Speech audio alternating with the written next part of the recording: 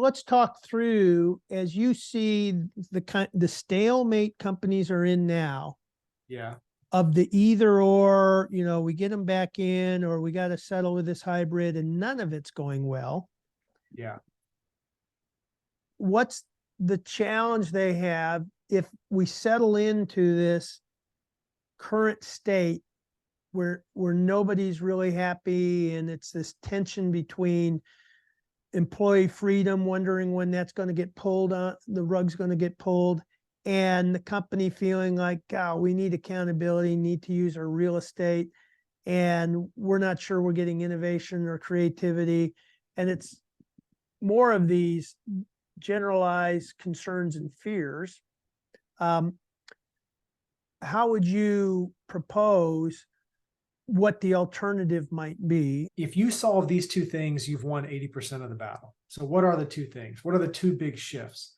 The first is work has traditionally been set up to optimize for the speed of knowledge transfer. As in, how fast can person A tap person B on the shoulder and transfer information from one brain to the next? So if you have everyone in an office, this works incredibly well. So the friction is, well, if you're all remote and every interaction has to be scheduled, then it feels slower because you're still set up to optimize for the speed of knowledge transfer. The way to solve this is to re-architect the system to optimize for the speed of knowledge retrieval. This would enable person A and person B to retrieve the information from a system independent of each other being online at the same time. Why is this difficult? It's because you have to codify everything which was implicit. And so organizations look at this mountain in front of them and think, how are we ever going to find time to document our culture, document our values, document our team norms? All of this, which once was kind of hanging around in the atmosphere, well, now to get this scaled across people, across time zones, someone has to be responsible for auditing it, codifying it, sharing it, and putting it into a system. So there's one other thought on AI that I want to mention. I think generative AI has arrived on the scene at the perfect time because it used to be very difficult for me to be able to persuade an organization to invest in essentially writing the operating manual or the operating system for their company. But now I can see a future where, let's say that you're getting a cross-functional team together for the first time. You could ask a generative AI system, here's what I want to do. How would you recommend that I do it? Who would you pull in? And what systems should we set up to make this successful? The only way that AI is going to give you a good answer is as if it has a good data set.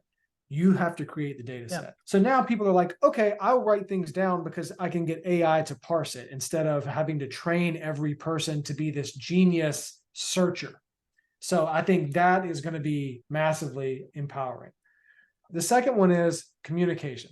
Communication is a real bugaboo for people trying to run remote teams if they've only ran co-located teams. Here's the analogy I would use. Every organization is at its molecular core an operating system. Think of it like Mac OS. But when they built their Mac OS, they took a bunch of shortcuts on the communication layer. And in some cases, they didn't write code for the communication at all.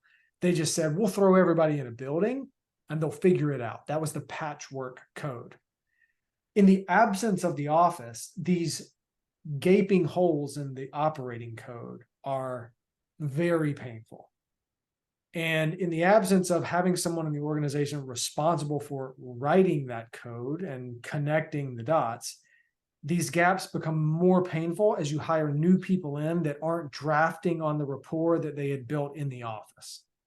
And so the longer we go, the more new hires come in after that rapport is built, the worse it feels for organizations, hence the return to office. They're like, we got to get back to the thing that I remember that worked instead of building a new system that makes it better. Now, the sublayer of this is where I think we could have a real impact, which is I see the allocation of social capital changing rapidly. In the old way of work, a lot of people's identity and where they built up social capital was at the workplace. So their primary friends were friends from work. Their secondary friends were their own family, local community, people at church. I'm starting to see that invert, where the primary place that social capital is built is local community, friends, family, church, so on and so forth. And then for some people, they don't get any of their social capital from work and they're fine with that. Or if they do get social capital from work, it looks and feels very differently. The friction is old school leaders see this as a threat to their very identity, the very culture of the company. Instead of realizing that like this, maybe that was never super healthy for people to get a lot of their social capital from work.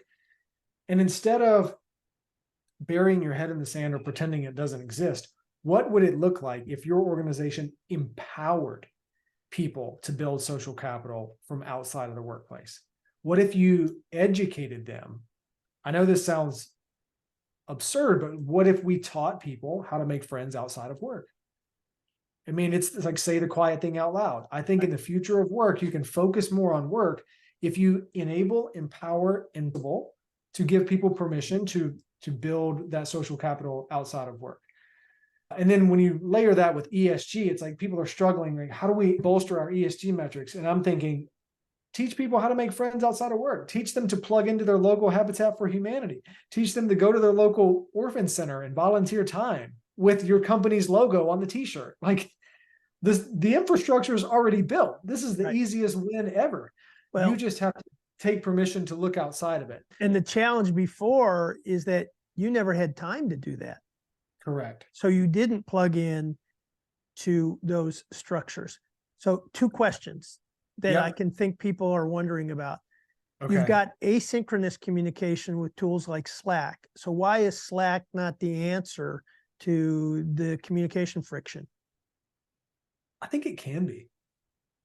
Slack is doing a good job of building itself out. They just introduced this tool called Canvas, which is very powerful. You could have this almost permanent canvas that could be a living, evolving structure where communication can happen. I think it can be. I think what needs to happen is you need someone on the team responsible for experience or org design to actually detail, here's how we use Slack to fill in a lot of the gaps and the friction. Because a lot of people use it kind of as default mode. And they use it whichever way they want. That's the problem. It's like when you have hundreds or thousands of people using one tool in slightly different ways, that's the disharmony in that gets so much noise.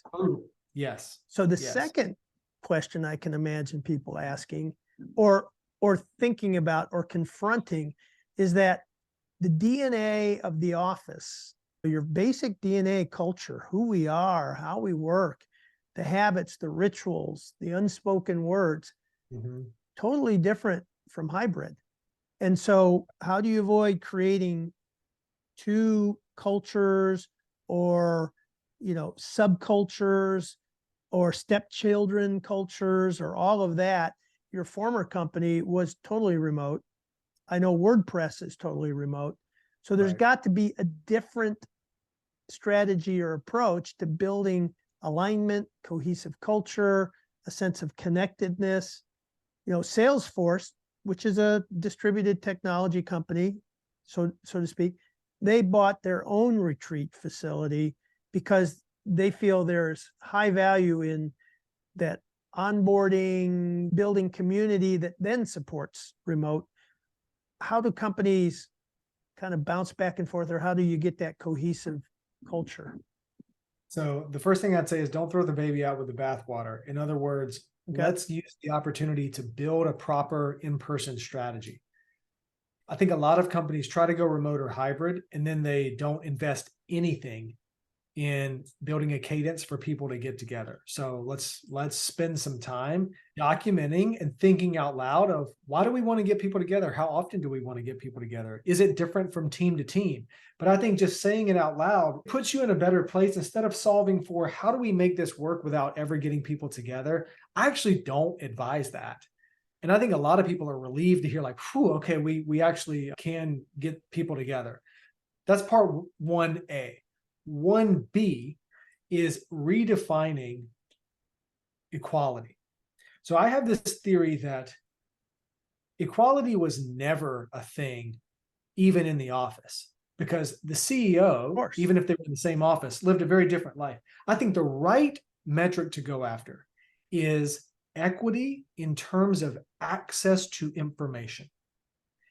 If everyone in the company, whether in office, whether in a different continent, whether remote, can access the same amount of information, then at least you all have access to a shared reality. It's interesting. And that enables you to break down things like proximity bias. Like, you know, I can't get promoted because I don't have access to the information from the meeting after the meeting. You'll never entirely eliminate that in hybrid, but you can build a culture that honors disseminating information such that like we're all rallying for equity in terms of, hey, does everybody have everything they need from an information standpoint? So I just spoke at Fortune Brainstorm Tech this week, and I was lucky enough to have the CEO of Google X, their startup factory. His name is Astro Teller, by the way.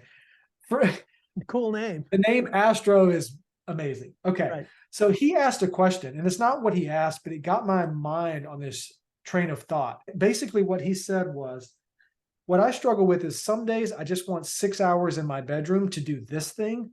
But then on days where I'm trying to incubate entirely new startup ideas, I am much faster to get to results if I have people in a room together.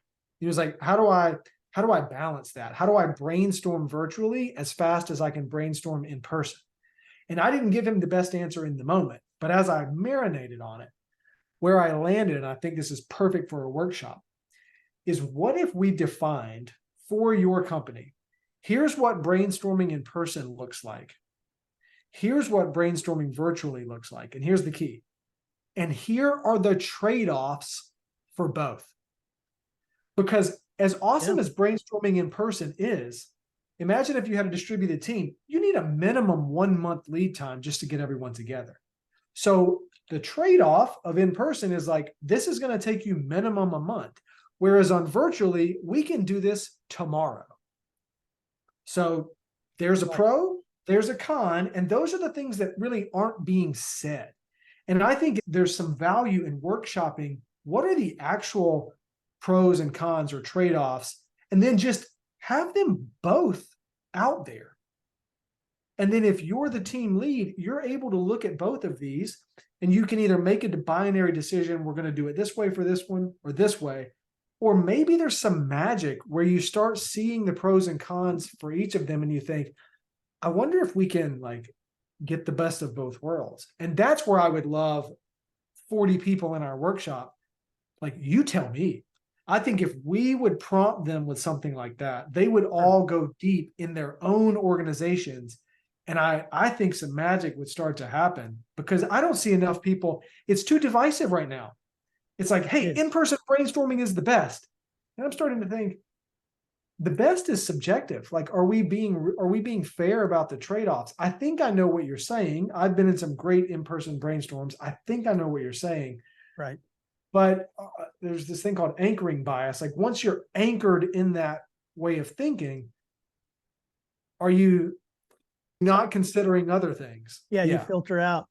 So, correct. I mean, all this fits extremely well with the mind shift model we have for navigating the future. One of my favorite quotes is, the future is already here. It's just not evenly distributed. One of the things we look at are outliers and then look at what's common between them and what's different. If you were going to pick 3, 4, 5 outliers right now that you think they don't have all the answers, but they certainly have pieces. I know you might put WordPress in there, but who would you consider right now as some of the outliers? Dropbox is one. Okay. Atlassian is one. I've heard, yes. You know what? From what I've seen, I might even throw Ford in there because Ford and Cimpress I would bundle together because they have a more difficult task. Part of their actual business is physically manufacturing things, and so they will never have perfect equality. So what they're optimizing for is equity and access to information. And so I like to surface examples that have the hard road, because then it makes it more difficult for people to be like, oh, of course GitLab can do it. They never had an office to untangle that kind of like, Sure. okay, Yeah. that's valid. I love those. Those come to mind as winners right off the top. And then in terms of reference books, I would look at Stanley McChrystal's Team of Teams, how he broke silos, and he did democratize information. And the second would be David Gray's book, The Connected Company, that came out in the early 2000s. And then I would go to Christopher Locke's book in 1999 called Clue Train Manifesto, as some of these to revisit, to see what they knew and what they were dealing with. Complexity. Team of Teams was about deploying mission teams more frequently to keep up with the learning curve of Al-Qaeda. They had to do two things: break barrier. They created a place. It broke the silos between the different special forces teams, democratized information, allowed self-organizing teams for mission-based work, gave situational awareness, lots of visual situational awareness, so that they can make team decisions in real time. I think there's something to learn there. Anything that we could pull from the way back only furthers this, because I've said often that a lot of these remote first principles are simply good business principles. And if you can take it all the way back to like first principles, it disarms the conversation of like, okay, there's a little bit of newness here, but it's actually not all that new. I can do this. I can handle this. I can absorb this. It makes it feel more attainable. I actually wrote a book in 2004 that anticipated these things. So we've got a lot to work with, and I'll use what we've just done to develop content that we can put on the web.